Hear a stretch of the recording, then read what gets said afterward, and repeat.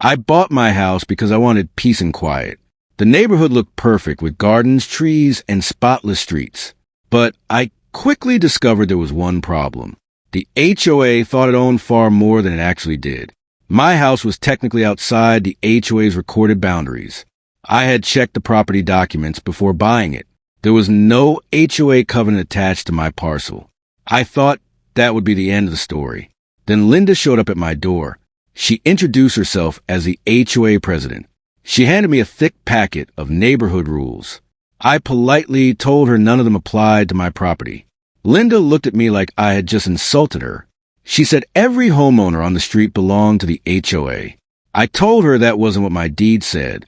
She replied that I needed to learn how the neighborhood works. I wasn't interested in an argument. I simply asked her to show me the recorded covenant. She said she didn't need to prove anything to me. That was the moment I realized this was going to get interesting. That evening, I pulled out every document from my closing folder. I checked the deed, survey, title report, and legal description. Every document confirmed exactly what I remembered. My property was not part of their HOA. The survey showed something even more interesting. My parcel touched a large undeveloped tract behind the neighborhood. That land wasn't owned by the HOA either. It belonged to a separate holding company.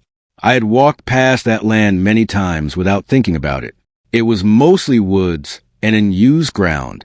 The HOA residents apparently considered it community property, but the records told a completely different story. Linda didn't accept my explanation. Instead, she called an HOA board meeting. They decided I was refusing to comply with community rules. They also decided they would handle me. The next morning, 3 HOA vehicles arrived outside my house.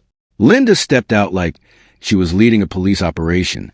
I walked onto my lawn with Max. Then I heard her make a phone call. She told someone I was refusing HOA authority. Then she said something that made me laugh. She told him I was interfering with HOA enforcement. I hadn't even signed up for the HOA. A few minutes later, an actual police vehicle arrived. Officer Ryan stepped out and looked around the scene. Linda immediately rushed over to him. She started explaining her version before he could ask questions. Officer Mike arrived right behind Ryan. Linda told them I was violating HOA regulations. She claimed I had refused multiple official warnings. Ryan looked at me and asked one simple question. Ryan asked me if I was actually an HOA member. I said no. He asked if I had signed any HOA agreement. I said no again. I handed Ryan my deed and survey. He read through them carefully. Mike looked over his shoulder. Linda suddenly became much quieter. The officers compared the documents with the physical property line. Everything matched. My house was outside the HOA boundary. Linda's entire argument was collapsing. Ryan explained that HOA rules couldn't simply be imposed on someone else's property. Linda insisted the neighborhood had always operated that way. Ryan told her history wasn't the same as legal authority. That sentence changed everything. Linda wasn't satisfied. She claimed the HOA owned the land behind my house. I looked at her and asked if she had proof. She said the documents were complicated. I showed Ryan the survey again. The land behind the neighborhood was a separate parcel. It wasn't owned by the HOA. It wasn't even part of the subdivision. Mike checked the parcel information. Then he looked at Linda. He asked her who actually owned the land. Linda didn't know. The officers discovered the parcel was held by a private company. That company wasn't the HOA. It wasn't controlled by the neighborhood board either. And that little detail became very important. I started thinking about that empty parcel. Why had the HOA been acting like it belonged to them? Why did they maintain parts of it? And why were residents using it like community land? I called my attorney, Sarah. I showed her every document I had.